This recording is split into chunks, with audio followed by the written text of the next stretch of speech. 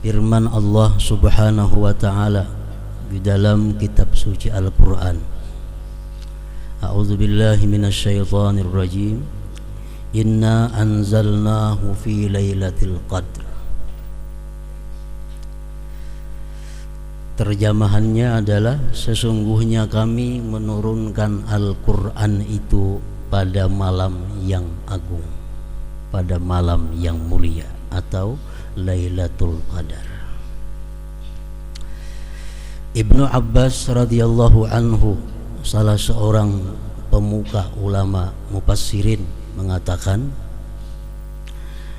pada malam Qadar itu Allah Subhanahu wa taala menurunkan Al-Qur'an dari Lauhil Mahfuz sekaligus dari awal sampai akhir ke Baitul Izzah yang berada di langit pertama.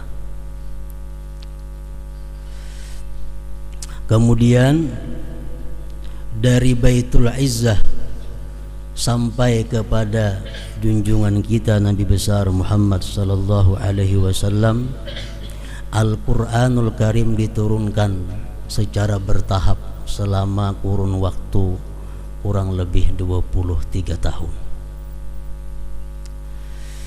Ada yang diturunkan sewaktu beliau berada di Makkah, maka dinamakan ayat itu namanya ayat Makkiyah. Dan ada pula wahyu yang diturunkan pada waktu beliau berada di Madinah, maka namanya pun ayat itu ayat Madaniyah. Nah, para muhibbin rahimakumullah,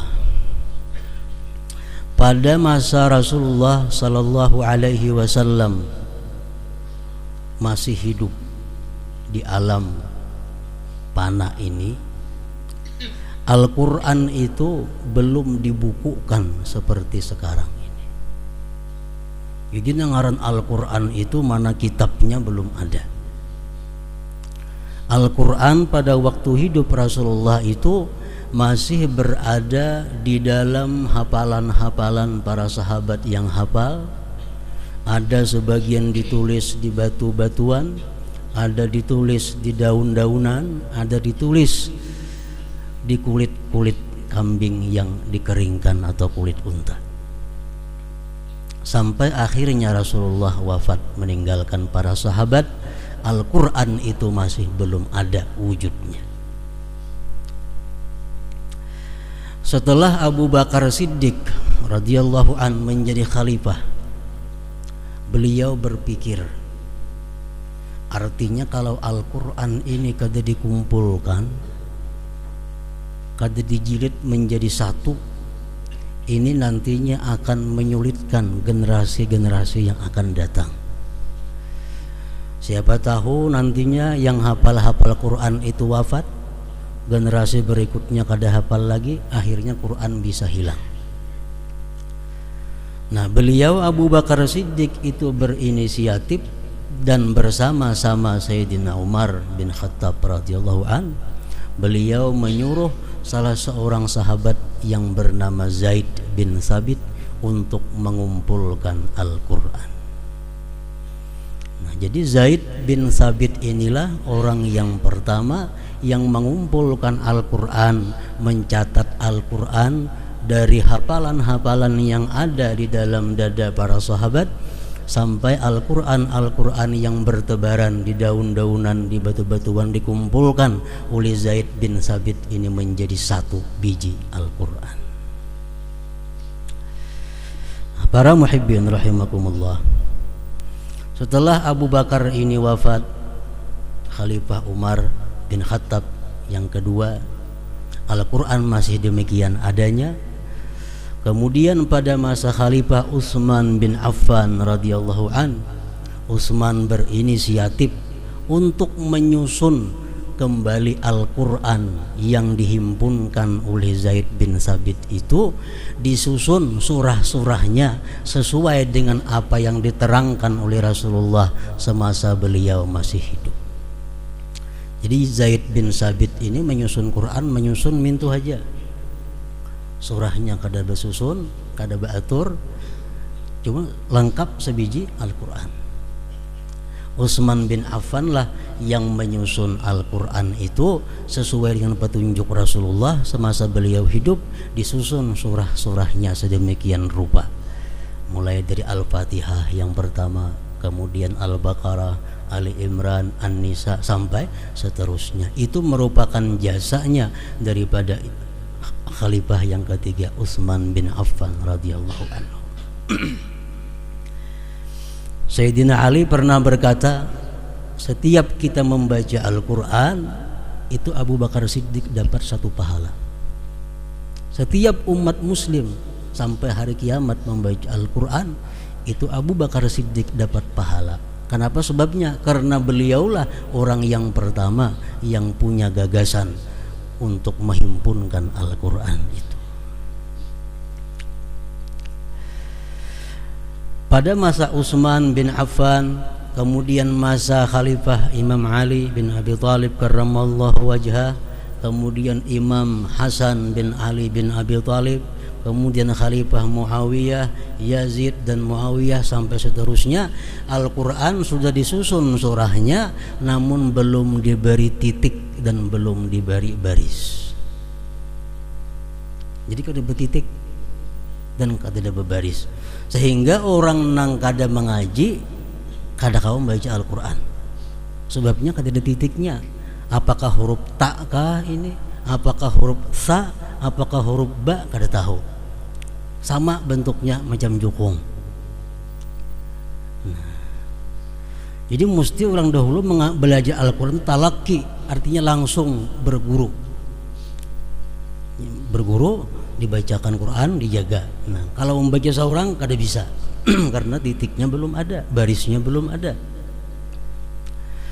Nah, kemudian menurut sebagian ahli sejarah mengatakan pada masa Khalifah Abdul Malik bin Marwan, ini khalifah yang ke-10 sesudah Rasulullah sallallahu alaihi wasallam, pada tahun 80 Hijriah sekitar itu, Abdul Malik bin Marwan ini berinisiatif menyuruh para ulama waktu itu untuk memberikan titik-titik pada Al-Quran sekaligus baris-barisnya.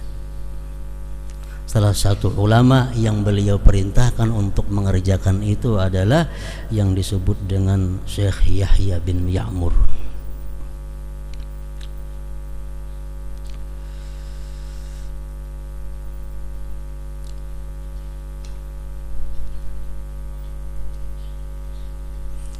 Para muhibbin rahimakumullah, akhirnya Al-Quran Al-Karim sampai kepada kita dengan mudah, dengan sudah nyaman dibaca. Ada susunan-susunan surahnya, ada titik-titiknya, dan ada baris-barisnya. Itu semua adalah merupakan jasa daripada pendahulu-pendahulu kita. Dengan demikian, bahwa Al-Quran yang ada pada sekarang ini adalah merupakan bid'ah hasanah. Karena zaman Rasulullah kada ada Al-Quran macam kita. Itu menyusun Al-Quran, menyusun surah-surahnya, itu merupakan inisiatif daripada para sahabat. Jadi itu bid'ah. Orang-orang yang anti bid'ah hendaknya jangan membaca Quran yang ada-ada ini. Itu bid'ah, namun disebut namanya bid'ah hasanah, bid'ah yang baik. Para muhibbin rahimakumullah, Al-Quranul Karim oleh para ulama disebutkan terdiri dari 30 juz. Itu sepakat. 114 surah. Itu pun sepakat. 6.225 ayat. Nah, ini khilaf ulama.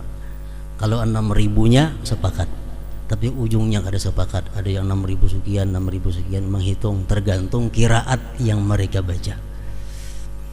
6.225 ayat. 77.439 kalimat. Macam Allah satu kalimat, Ar-Rahman satu kalimat, Ar-Rahim satu kalimat. Dihitung seluruh Al-Quran kalimat-kalimat itu jumlahnya 77.439 kalimat, dan terdiri dari 340.740 huruf. Jadi orang bahari sudah menghitungkan huruf Al-Quran itu jumlahnya berapa? 340.740 huruf. Itu pun kada sama antara beberapa ulama menghitungnya karena berlainan qiraatnya. 340.740 huruf. Nah, kalau ada yang menanyakan Al-Quran itu adalah kalam Allah, kenapa maka ada hurufnya? Sedangkan dalam pelajaran tauhid kita belajar bahwa kalam Allah itu adalah kada berhuruf, kada bersuara, kada berawal, kada berakhir dan sebagainya. Kenapa Quran ini disebut kalam Allah? Maka inya berhuruf. Nah, itu dijawab oleh para ulama dahulu bahwa adalah Quran yang berhuruf ini menunjukkan kepada sesuatu yang sama dengan yang ditunjukkan oleh kalam Allah yang kadim pada zatnya.